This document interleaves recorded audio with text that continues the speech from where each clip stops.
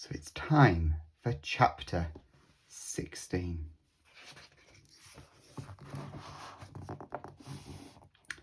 The fiendishly clever plan goes wrong.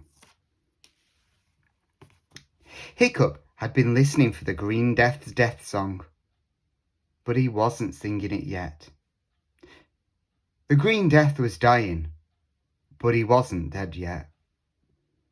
What he was very, very angry indeed.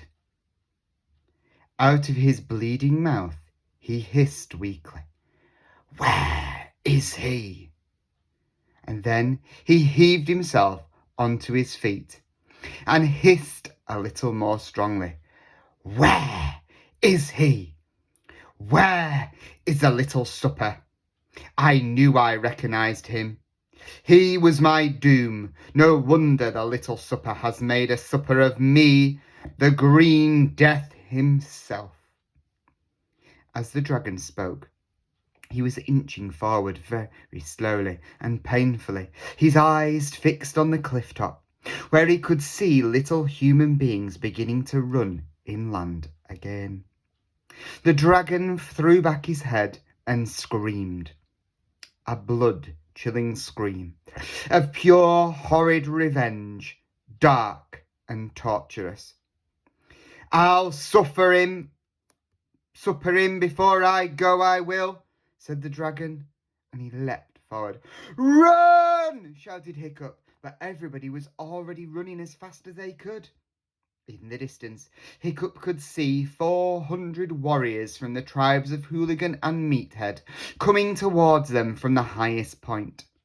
They must have wondered at the boy's absence and come out to find them. But they won't get here in time, thought Hiccup, and even if they do, what can they do? Just then, the dragon landed with a crash on the cliff top, and suddenly the sun was blotted out. 20 boys ran towards the shelter of the ferns. The dragon picked up the nearest with one claw and turned him over. It was Dog's Breath. By the time the dragon had tossed him aside, muttering, "Not you," the other boys had disappeared into the bracken.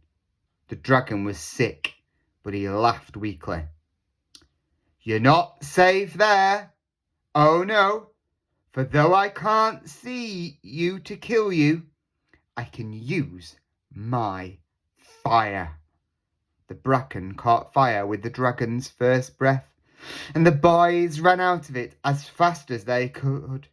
Hiccup stayed in a little longer because he knew the dragon was waiting for him.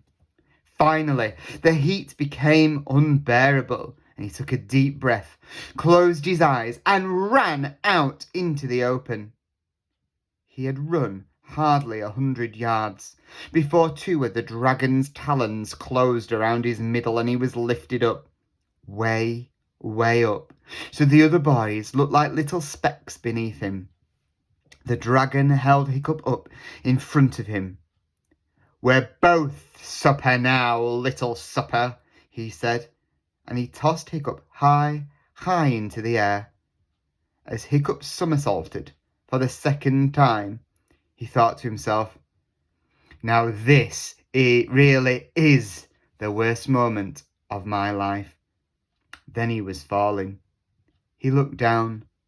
There was the dragon's mouth wide open, like a great black cavernous tunnel. He was going to fall into it. And that's the end of chapter 16.